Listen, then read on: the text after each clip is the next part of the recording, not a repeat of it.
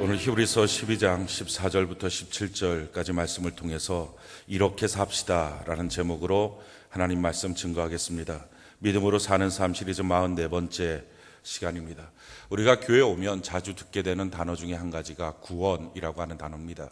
이 구원이라고 하는 단어는 헬라어로 소테리아라고 하는 말인데, 이것은 무엇에서부터 건짐을 받았다라는 것입니다. 구원이라고 하는 것은 무엇으로부터 건져짐을 받는 것입니다. 그 무엇이 뭐냐면 바로 죄입니다. 죄로부터 건짐을 받은 것, 이것을 구원이라고 말합니다. 이 죄라고 하는 것은 우리 인생 모든 문제의 근원입니다. 이 죄가 하나님과 우리 사이를 단절시켰습니다. 생명과 복의 근원 대신 하나님과 단절되고 말 때 결국 우리의 인생은 아무 가치가 없는 것입니다. 내가 왜 태어나서 왜 사는지, 삶에 대한 이유와 목적을 모르고 삶에 대한 비전을 모르고 그저 인생을 살아갑니다. 이런 사는 모습에 대해서 성경이 우리에게 이렇게 말씀합니다. 에베소 2장 1절로 3절에 보면 그는 허물과 죄로 죽었던 너희를 살리셨도다. 우리가 허물과 죄로 죽은 자입니다.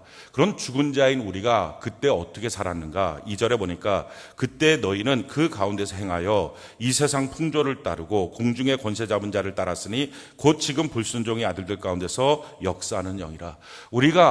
우리 인생이 왜 태어났는지, 하나님이 나를 창조하실 때 이유와 목적이 뭔지, 사람마다 다 목적이 다른데, 사람마다 가야 될 길이 다른데, 소리내는 소리가 다 달라야 하는데, 그 하나님과의 관계가 단절되고 마니까, 죄 때문에. 그래서 자기 인생이 왜 태어났는지, 어디로 가야 되는지, 무엇을 해야 되는지 모르고 삽니다. 결국은 그러다 보니까 악한 마귀가 세상을 휘두르 나서 그 휘두르는 세상 가운데 세상 풍조를 만들어 놓습니다. 몇 살 때는 결혼하고, 몇 살 때는 공부하고, 몇 살 때는 돈을 얼마나 벌고, 그만큼 되면 뭐라고 이런 어떤 나름대로의 세상에 풍조를 만듭니다. 그래서 그 풍조를 따라가려고 얼마나 애를 쓰는지 모릅니다. 그 풍조에서 뭔가 자기가 좀 뒤처지면 그럼 그때부터 열등감을 느끼고, 그 열등감이 합쳐지면서 분노가 되고, 오늘날 수많은 사람들이 고통을 받는 일들이 뭡니까? 묻지마 살인들. 느닷없이 사람을 죽입니다. 왜 죽였느냐? 화나서 죽였다는 겁니다. 뭐가 화가 났느냐? 나는 내 인생이 자꾸 왜 이렇게 뒤처지는지 모르겠다. 그래서 자기 인생에 대한 열등감을 갖습니다. 왜 열등감을 갖습니까? 다른 사람과 나를 비교하니까 그렇습니다. 사실 하나님이 그 사람은 그 사람대로, 나는 나대로 창조하셨는데, 하나님과 단절되니까, 무엇으로? 죄 때문에 단절되니까, 나를 왜 창조하셨는지, 이유와 목적이 무엇인지를 모르고 사니까 결국은 세상 풍조대로 살면서 우리가 무엇 갖고 열심을 냅니까? 3절에 이렇게 말하죠. 전에는 우리도 다 그 가운데서 우리의 육체의 욕심을 따라 지내며 육체와 마음이 원하는 것을 하여 다른 일과 같이 본질상 진노의 자녀이었더니, 내 마음과 내 육체가 원하는 대로 세상 풍조대로 더 앞서가려고, 그래서 끊임없이 사람들을 짓밟고 올라가는 것이 마땅하고 당연한 우리의 인생이다라고 주장하면서 우리 인생을 살아갑니다. 그렇게 해서 올라간들 결국 돌이켜보면 허무함 뿐이고요. 또 못 올라간들 자기 인생에 대한 열등감 때문에 공허함을 느끼고 우울증에 빠지는 것이 오늘날 이 시대의 문제입니다. 이런 문제가 생긴 이유가 뭡니까? 근본적인 문제가 바로 하나님과 단절된 죄의 문제입니다.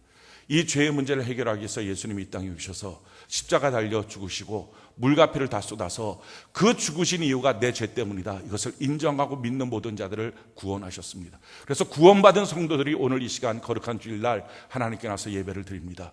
자, 그런데 우리가 구원받은 성도로 하나님께 예배를 드릴 때 분명히 알아야 될 사실은 내가 지은 죄가 뭐냐 하는 것을 구체적으로 알아야 됩니다. 왜냐하면 이 죄로부터 우리가 건짐을 받았기 때문에 그렇습니다.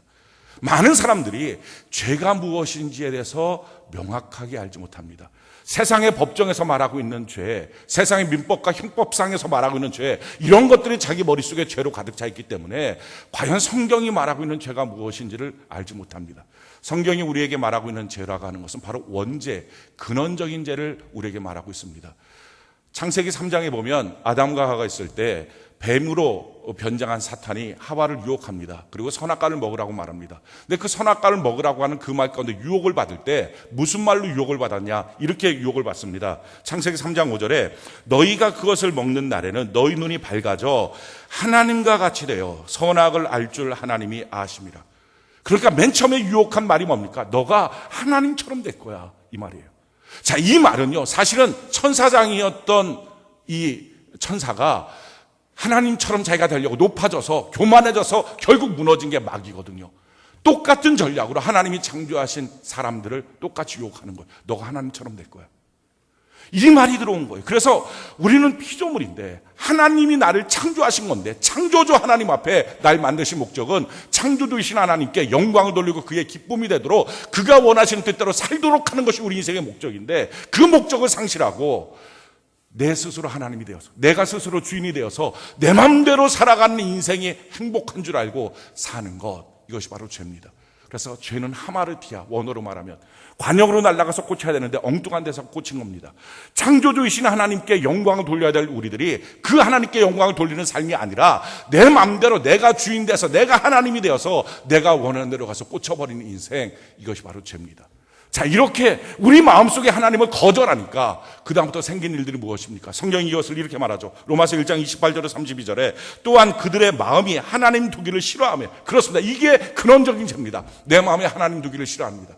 내 마음에 하나님께서 나의 인생의 주인이다, 이걸 고백하기가 싫어합니다. 이것이 싫습니다. 내가 주인 되고 내 마음대로 살기를 원합니다. 그런데 우리는 주인 될 자격이 없습니다.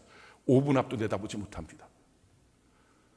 내가 낳은 내 자녀조차도 내가 어쩌지 못합니다. 내가 꾸려가는 가정조차도 어쩌지 못합니다. 아니, 내가 지금 움직이고 있는 내 몸이라고 하는 것조차도 어쩌지 못합니다. 바이러스 하나 조그마한 거, 눈에도 안 보이는 거, 그거 하나 들어가면 온몸이 그냥 꽁꽁 얼어서 그냥 쓰러지고 마는 것, 그게 우리 자신입니다. 대단한 것처럼 내 자신을 생각하지만 사실 아무것도 아닌 것, 이게 우리의 모습입니다.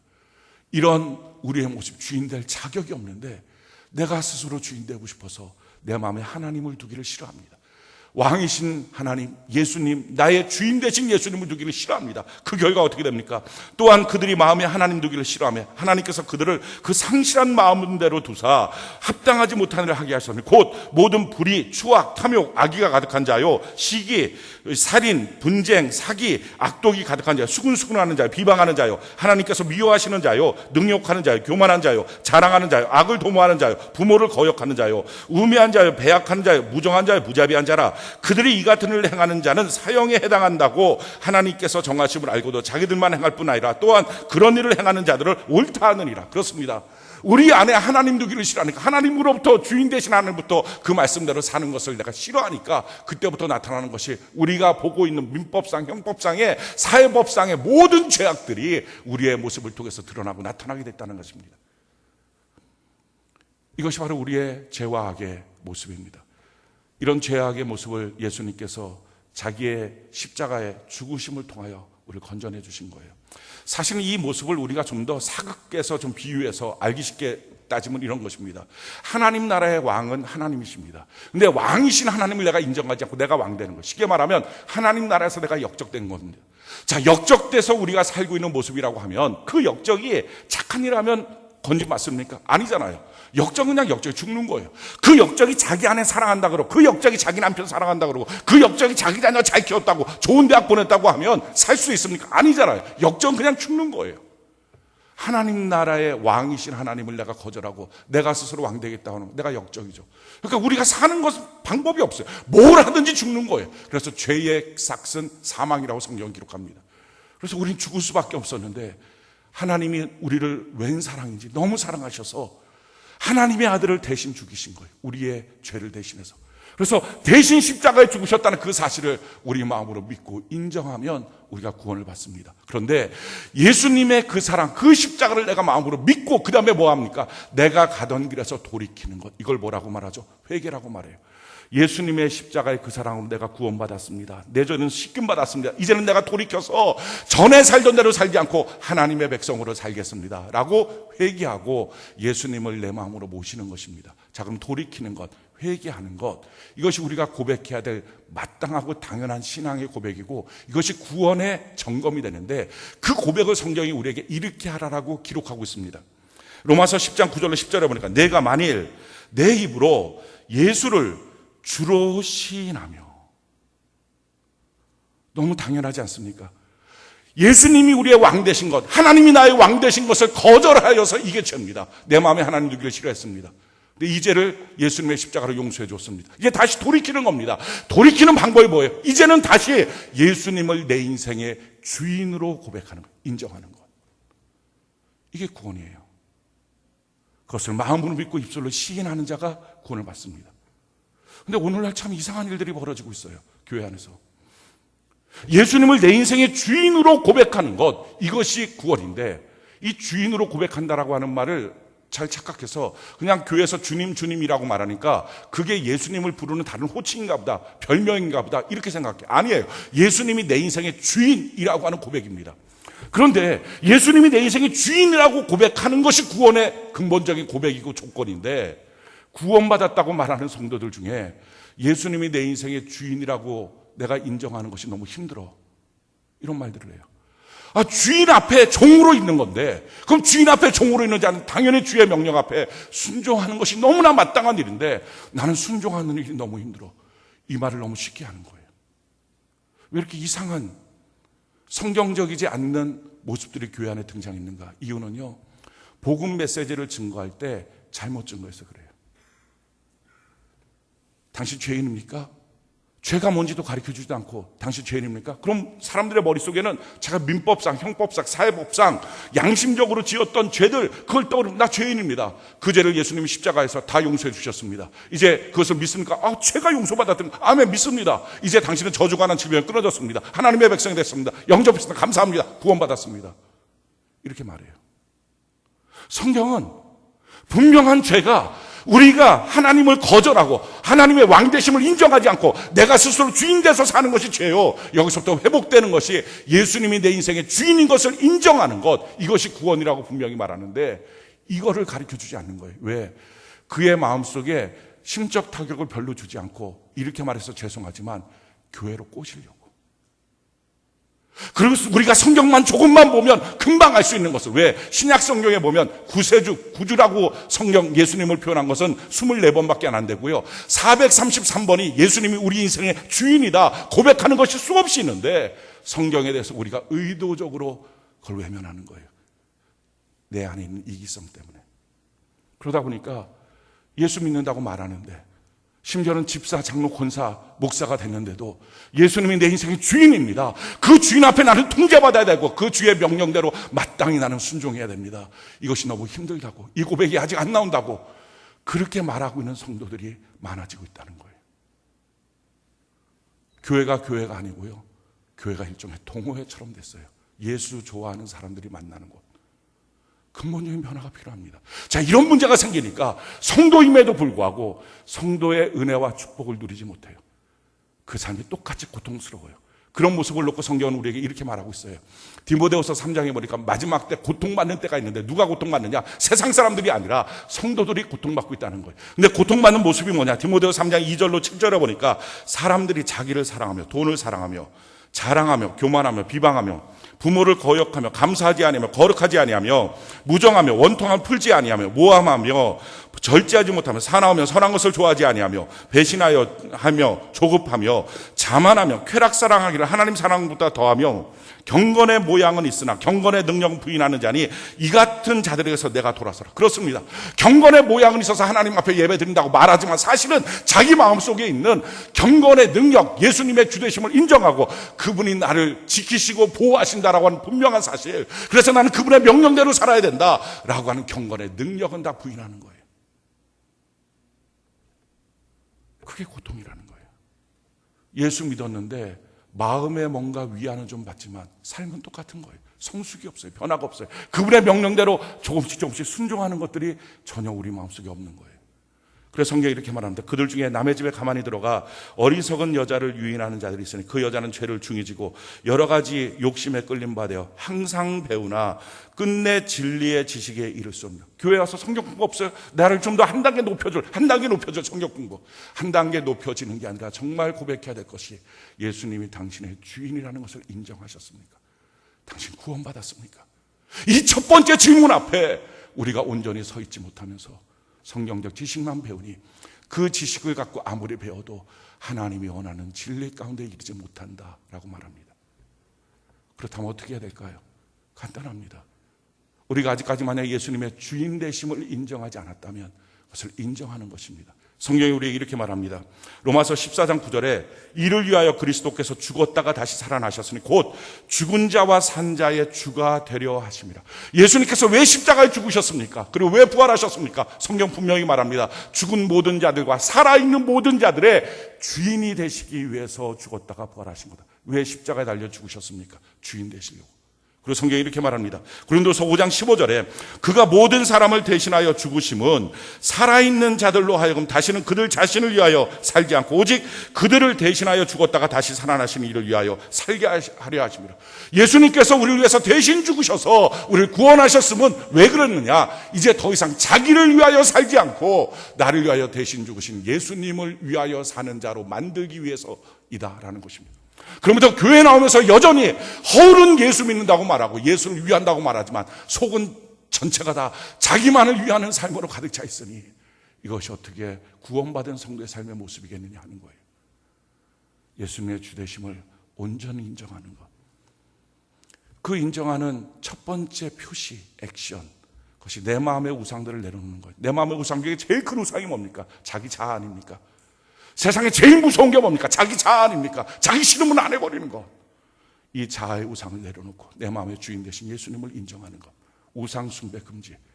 내 시간 일주일 중에 7일 중에 하루 하나님의 날 이걸 인정하고 주일 성수 온전하게 주님 앞에 하는 것. 그리고 나서 내게 주신 물질 10분지 1 이걸 하나님의 것으로 온전히 인정하고 하나님 앞에 온전한 11조를 드리는 것. 이것이 시간의 주인, 물질의 주인, 내 마음의 주인인 예수님 앞에 드리는 첫 번째 주인 되심을 인정하는 첫 번째 액션입니다. 따라서 이것은요 완성이 아니에요. 이거 다음은 성도가 된 게 아니고요. 이게 지금 성도로서의 첫 번째 출발선입니다. 이게 안 돼 있으면요 아무것도 안 돼 있는 거예요. 그러고 나서 뭘 해야 됩니까? 그때로부터 하나님 이 출발선에 서서 내가 이제 주인 되신 하나님 앞에 서서 나머지 7분지 1 주일날만이 아니라 7분지 6일 동안 내가 주의 명령을 듣고 주의 명령대로 살기 원합니다. 10분지 1 그만큼만이 아니라 나머지 10분지 9를 하나님의 뜻대로 내가 무엇을 하며 써야 될지 청지기의 모습으로 살기 원합니다. 내 마음만이 아니라 내 육체와 내 생애를 하나님 앞에 온전히 드리면서 살기를 원합니다 하는 종됨의 모습으로 주인 되신 예수님을 인정하는 신앙의 삶의 모습. 이것 때문에 예배드리고 말씀 듣고 이것 때문에 큐티하는 것 아닙니까? 그것이 우리의 삶의 모습이에요. 사랑하는 성도 여러분, 그래서 오늘 저는 여러분들에게 이렇게 질문합니다. 예수님의 주님 되심을 인정하십니까? 거기서부터 시작입니다. 그게 예수 믿는 사람들의 첫 번째 걸음입니다. 이것을 인정한다면 그 다음 내 물질과 내 마음과 내 시간의 주인 되신 주님 앞에 성경적 방법 그대로 온전히 돌아가십시오. 자기가 고집부리는 인생이 아니라 자기가 자기 인생을 책임지려고 하는 자기가 주인된 인생이 아니라 하나님께로 돌아가십시오. 그리고 이 첫 번째 액션에서 하나님 앞에 출발선에 서서 이 믿음의 출발선에 서서 이제부터는 하나님의 원하심을 우리가 들어야 됩니다. 그 원하심 가운데 오늘 첫 번째 주는 말씀은요, 모든 성도들에게서 가장 기본적이고 내가 예수 믿고 구원받았다라고 하면 가장 먼저 나타나야 될 특징이 뭐냐, 이 특징을 오늘 말씀하고 있습니다.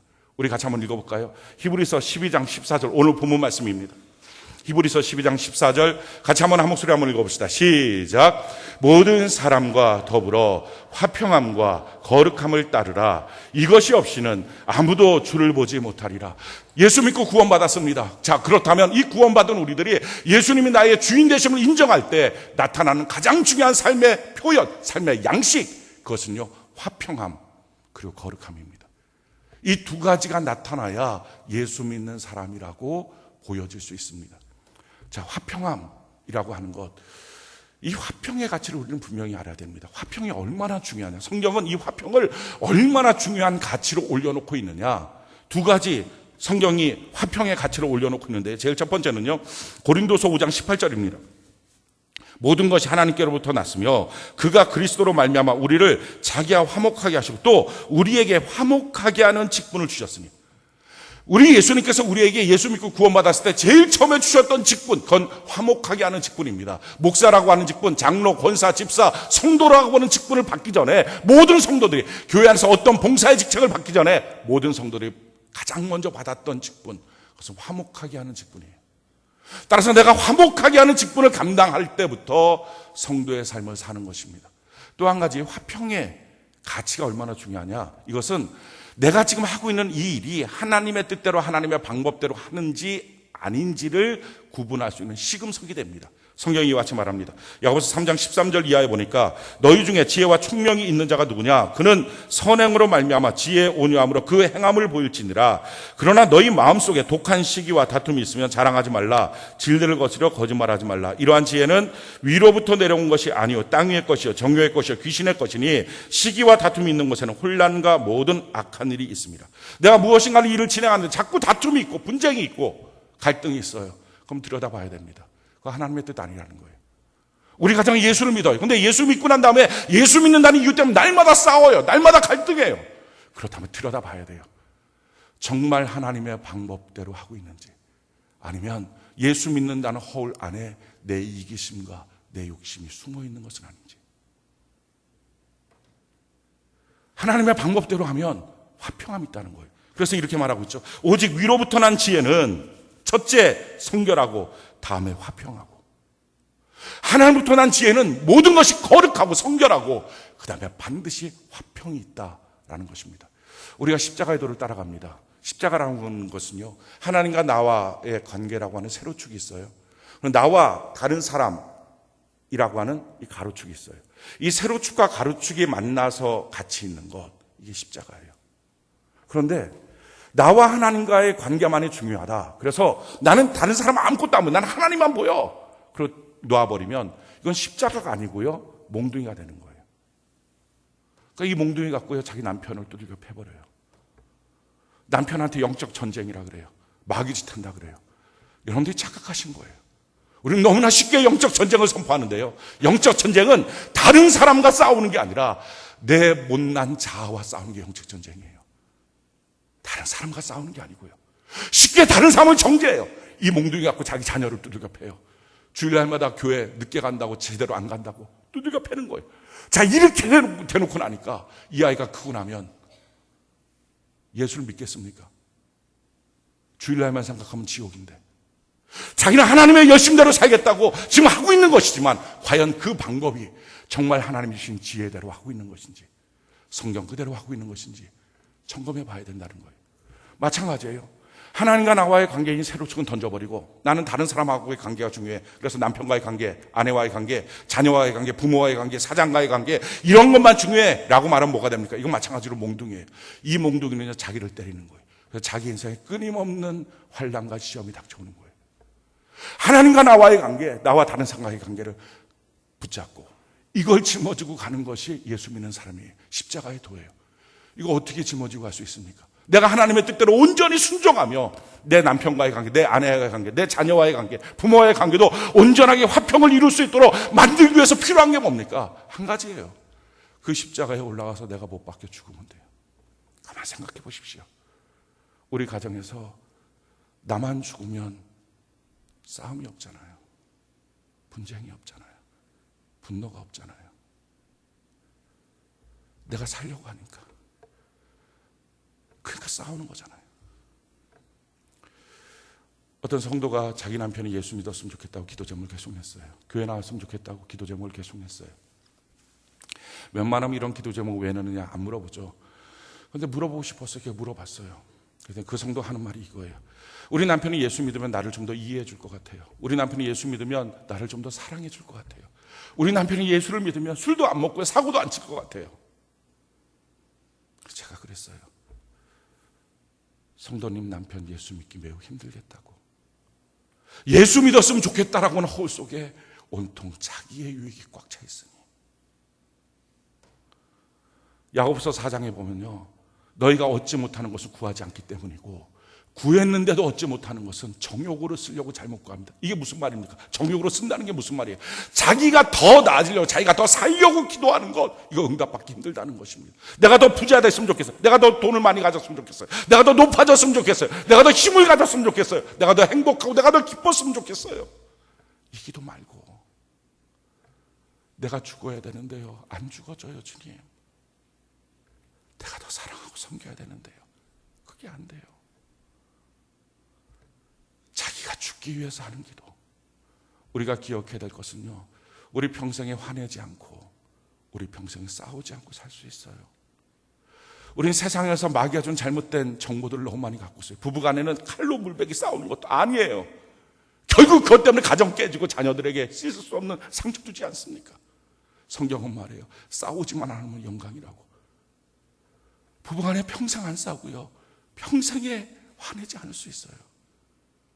거기 한번 도전해 보시라고요. 화평함. 하나님 주시는 용서와 사랑의 능력을 구하십시오. 막 화가 올라올 때 그때 주의 음성을 좀 들었으면 좋겠어요. 나는 화평을 위해서 십자가에 못 박혀 죽었다. 예수의 보혈로 이루어진 화평 아닙니까? 나는 화평을 위해서 죽었는데 너는 너가 살려고 싸우니? 너는 너가 살려고 화내니? 여성들한테는요, 특별한 능력이 있는 것 같아요. 화났어? 화 안 났대요. 짜증이 난 거래요. 이 화와 짜증을 분리할 수 있는 특별한 능력들이 있어요. 이거 다 화예요. 어떤 사람은 나는 짜증도 안 내요. 대신에 기분 나쁘면 더 이상 번지지 않도록 아무 말도 안 해요. 그림자를 대하듯이 그냥 돌아다녀요. 이런 것과 분노를 구분할 수 있는 신기한 능력이 있어요. 아니, 이거 다 분노예요. 하나님 주시는 능력 가운데 그냥 나만 죽으면 행복한 거예요. 나만 죽으면 싸울 일이 없는 거예요. 구체적으로 화평을 이룰 수 있는 방법에 대해서 성경이 이렇게 말합니다. 로마서 12장 14절 이하에 보니까요, 너희를 박해하는 자를 축복하라. 축복하고 저주하지 말라. 제일 처음에 축복하고 저주하지 않는 것입니다. 이 축복하고 저주하지 않는 것은 한마디로 말하면요, 다른 사람이 하는 모든 일들에 대해서 좋은 눈으로 보라는 거예요. 그 좋은 눈으로 봐야지 축복이 돼요. 안 그러면 뭔가 마음이 꼬여 있으면 저거 좀 이상한 것 같아, 저거 괜히 저러는 것 같아, 이러면 절대 좋은 말이 안 나와요. 좋은 시각으로 먼저 보는 것. 두 번째 15절에 보니까 즐거워하는 자들과 함께 즐거워하고 웃는 자들과 함께 울라. 공감하는 능력. 이게 참 힘듭니다. 우리 마음속에 질투가 있어서 이거 내려놓는 것이 필요하죠. 세 번째는 16절, 서로 마음을 같이 하며 높은 데 마음을 두지 말고 도리어 낮은 데 처하며 스스로 지혜는 하지 말라. 겸손한 마음. 자꾸 높은 데 점점 올라가서 더 올라가지 못하는 것 때문에 화내지 말고 점점 낮아지는 것. 그럴 때 화평이 이루어진다는 거예요. 마지막 네 번째 19절에 보니까 내 사랑하는 자들아 너희가 친히 원수를 갚지 말고 하나님의 진노하심에 맡기라. 기록되었을 때 원수 갚는 것이 내게서는 내가 갚으리라고 주께서 말씀하신다. 내가 복수하지 말라. 사소한 복수든 대범한 복수든 복수하지 마십시오. 복수의 마음을 제거하는 것입니다. 어떤 사람들은 이렇게 말해요. 나는 평화주의자인데요, 누구든지 나를 건들지만 않으면, 나한테 해코지하지 않으면 나는 절대 해코지하지 않아요. 그건 세상 사람도 합니다. 예수 안 믿는 사람도 합니다. 우리는요, 날 구원하신 주님이 계시잖아요. 날 절대 버리지 않겠다고, 포기하지 않겠다고, 너가 어디 있어도 넌 내 자녀라고 말씀하시는 주님이 계시잖아요. 그럼 세상 사람과 다르잖아요. 그래서 나를 해코지하지 않으면 나는 평화주의. 아니요, 누군가 나를 해코지할 때 하나님을 믿고 보복하려고 하는 마음을 제거하는 것, 이럴 때 화평이 있습니다. 사랑하는 성도 여러분, 우리 예수 믿는 사람들은요, 평생에 화평을 이루는 사람이에요. 우리의 가문들이 평생 싸우지 않는, 화내지 않는, 성내지 않는, 성내는 것으로 하나님의 역사를 이룰 수 없습니다. 그런 가문을 이루는 것. 저한테도 도전이 생겼어요. 저도 분노가 많은 사람 중에 하나거든요. 그래서 이 문제를 하나님 앞에 오늘 처리해달라고 계속적으로 요즘에 기도하고 있어요. 하나님 앞에 내가 죽게 해달라고. 그러고서 이렇게 하고 싶어요. 우리 집에 이제 딸이 하나 있잖아요. 나중에 사위가 들어올 거 아닙니까? 그럴 때 이런 말을 해주고 싶어요. 우리 한 번도 주님의 말씀을 들은 그날 이후로 싸우지 않고 화내지 않는 집이야. 우리 마음속에 죄성이 너무 많지만 우리 주님 앞에 구해서 사랑과 용서를 구해서 그런 가정을 이루었어. 너희도 그런 가정 이루었으면 좋겠다. 이것이 우리 가문의 전통이면 좋겠다.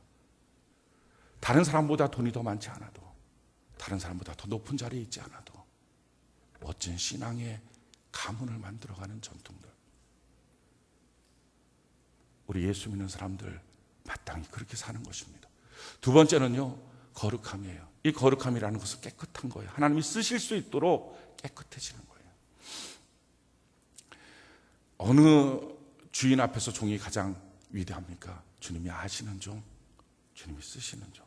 근데 주님은요, 질그릇, 나무그릇, 금그릇 이거 안 따지고요, 깨끗한 그릇만 쓰신대요.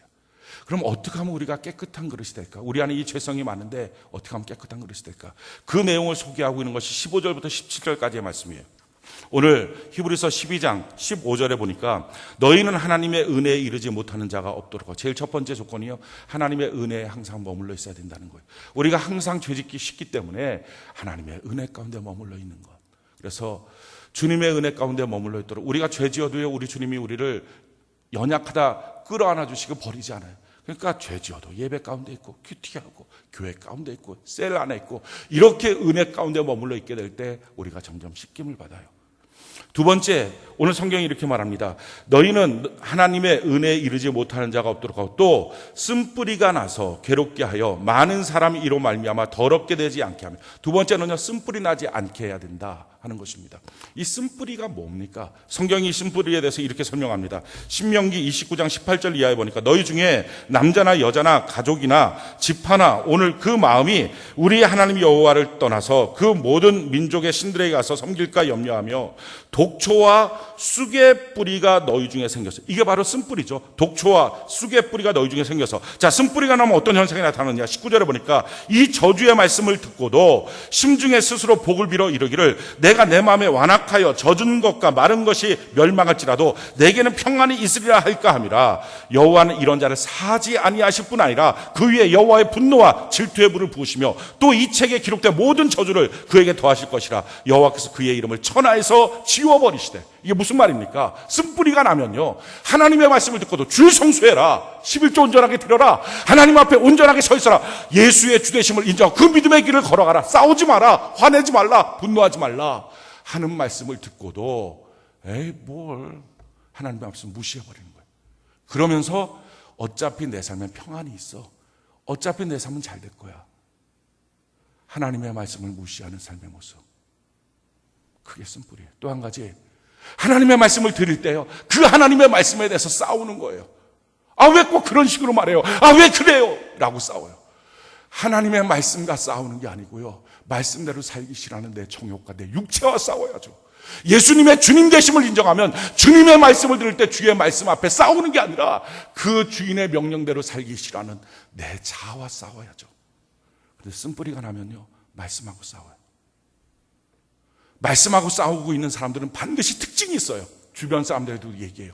너 힘들지 않니? 너 그렇게 사니? 너 그거 아니지 않니? 같이 더럽게 만들어요. 하나님이 쓸 수 없도록. 사랑하는 성도 여러분, 말씀과 싸우지 말고요, 말씀대로 살지 못하는 자기 자아와 싸우시기 바랍니다. 이것이 온전한 예수님의 주님 되심을 인정하는 삶이에요. 자, 세 번째, 성경이 우리에게 뭐라고 말합니까? 어떻게 하면 우리가 주님 안에 쓰임받을 수 있는 거룩한 자가 됩니까? 16절에 보니까요, 음행하는 자와 음행을 피하는 것입니다. 성경이 이렇게 말합니다. 데살로니가전서 4장 3절로 4절에 하나님의 뜻은 이것이니 너희의 거룩함이라 곧 음란을 버리고 각각 거룩함과 존귀함으로 자기의 아내에 대할 줄을 알고. 하나님께서 우리에게 성적 행위에 대한 바운드를 정해놓으셨습니다. 가정 안에서만 하라는 거예요. 아내와 남편끼리만 하라는 거예요. 그것을 넘는 모든 행위는 다 음란이에요. 그래서 그 음란에 대해서 성경이 이렇게 말해요. 고린도서 6장 18절에 보니까 음행을 피하라.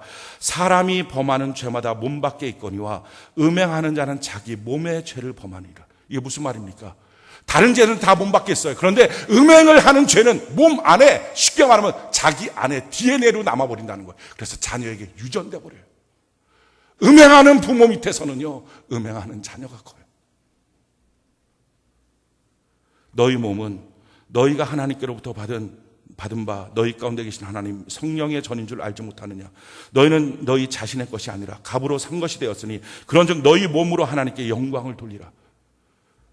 우리는요, 이 겉에 몸 아무것도 아닌 게 아니라 이게 바로 성전 같은 거예요. 내 안에 주의 성령님이 계시니까. 그래서 성전이 정결하고 깨끗하고 거룩한 것처럼 너희 몸도 값으로 하나님이 사셨으니 정결하게 살아야 된다. 그래야 하나님이 쓸 수 있다 하는 것입니다. 네 번째요, 우리의 삶에 있어서 어떻게 하면 거룩함이 유지됩니까? 16절에 보니까요, 음행하는 자와 혹 한 그릇 음식을 위하여 장자의 명분을 판 에서와 같이 망령된 자가 없도록 살피라. 한 그릇 음식 때문에 하나님이 주신 축복의 귀한 기회, 축복의 귀한 직분을 팽개쳐버리는 에서처럼, 망령된 자, 바보처럼 살지 말라. 그래서 우리는요, 히브리서 13장 5절에 이렇게 말씀합니다. 돈을 사랑하지 말고 있는 바를 족한 줄로 알라. 그가 친히 말씀하시기를 내가 결코 너희를 버리지 아니하고 너희를 떠나지 아니하리라 하셨느니라. 돈 때문에 얼마나 많은 사람들이 거룩함을 상실합니까? 예수님의 주님 되심을 인정하지 않고 자기의 고집대로 삽니까? 그러기에 우리의 거룩함 유지하기 위해서는요, 하나님의 은혜 가운데 머물러야 되고요, 쓴뿌리가 나서 말씀과 싸우지 말고 내 자아와 싸우고요, 음행을 피하고요, 돈을 사랑하지 않는 것입니다. 그런데 이런 말들을 다 듣고도 우리가 이런 생각을 할 수 있어요. 17절에 보니까요, 너희가 아는 바와 같이 그가 그 후에 축복을 이어받으려고 눈물을 흘리며 구하되 버림바가 되어 회개할 기회를 얻지 못하였느니라. 다음에도 기회가 있지. 내가 지금은 이렇게 살지만 다음번에 정말 하나님의 주되심을 인정하고 멋지게 살게요. 우리가 어쩌면 이렇게 말할 수 있어요. 근데 성경은 이렇게 말합니다. 더 이상 기회가 없을 수 있다. 사랑하는 성도 여러분, 우리가 예수님의 주되심을 인정하고 오늘 주님 앞에 서 있습니다. 그것이 예배입니다. 그래서 우리의 삶 속에 온전한 11조와 헌금, 온전한 주일 성수, 우상 숭배 금지를 통해서 신앙의 출발점 앞에 서서 예수님의 주님 되심을 인정하고 이제 귀를 쫑긋하고 내가 어떻게 주님의 뜻을 따라갈까요? 왜 이럴 수 있습니까? 주님은 나를 포기하지 않고 버리지 않고 지켜주실 게 너무나 분명하니까. 내가 내 인생을 지키는 것보다 훨씬 더 그것이 탁월한 인생이니까. 예수님의 주님 되심을 인정하고 화평함, 내 평생 우리의 가정 안에서 싸우거나 화내지 않겠습니다. 성내지 않겠습니다. 거룩함을 인정하며 주님 쓴뿌리가 나지 않도록 은혜 가운데 있도록 음행을 피하고 돈을 사랑하지 않고 내 주님을 인정하며 주신 것을 족한 줄 아는 믿음의 사람, 그렇게 살겠습니다. 부족하고 연약해서 지금 처음 시작하지만, 오늘부터 시작하지만 제 주님이 인도하사 거룩하고 정결한 주의 백성 주님이 쓰시는 자로 우리를 만들어 달라고, 우리가 주인 되신 예수님 앞에 서서 오늘 고백하는 귀한 예배 되기를 예수님 이름으로 축원합니다.